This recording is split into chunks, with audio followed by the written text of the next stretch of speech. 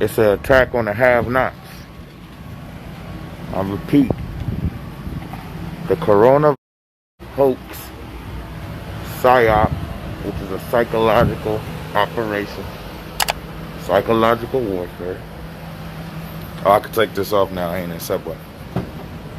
I figured this corona shit about. I figured out what it's about.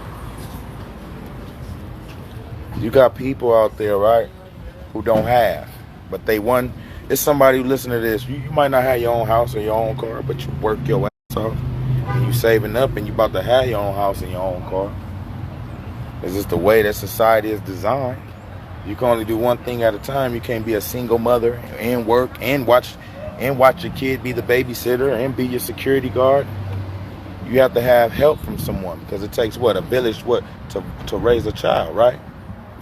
So if it takes a village to raise a child, those are the haves, the people that can help. People taking care of business. We need more haves, because those are the people who are doing what they're supposed to do in life. Maybe they inherited something, or maybe they just maintaining what they got. But what if they didn't maintain what they had? Then we'll all be have-nots, right? So what this corona is doing, it's making the haves. Let's say you're a single mama and you live with your mama, but you still have your beliefs. You woke. You might have your own religion, but your mom believe in this, right? And BC, before corona, work, you go do your thing, and you go out and you come home as you please, with the respect. But what the corona now did was make the haves be like, look, if you leave this house, you can't come back. Right? It's this invisible thing out there called corona that may or may not be real.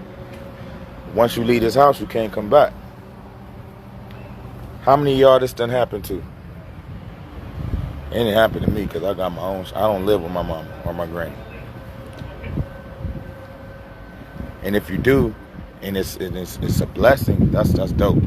I made deuces in my granny's, a back room that my granny let me stay in, rent free. That's why I'm finna remodel her whole house, however she wanted.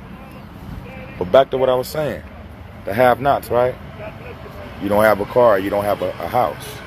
If you don't have a car or a house, it's gonna get real bad for you.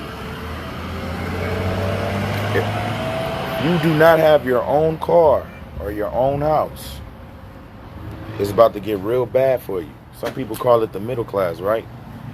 They're trying to erase the middle class, working class. I don't know. I'm gonna say the have-nots, because I done been in a position where I had money, a job.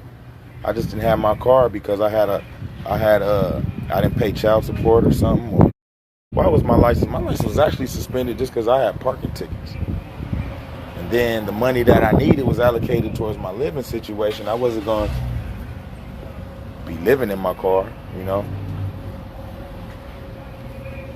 So what I'm saying is, I'm not saying the have-nots is losers or nothing. Like, I'm someone who's successful and has not had things. But what I'm saying is, it puts you in a position for the people who are helping. Even if you're not stretching them thin, even if you're doing everything you got to do, the government is making it where you're going to get kicked out. You're going to get attacked.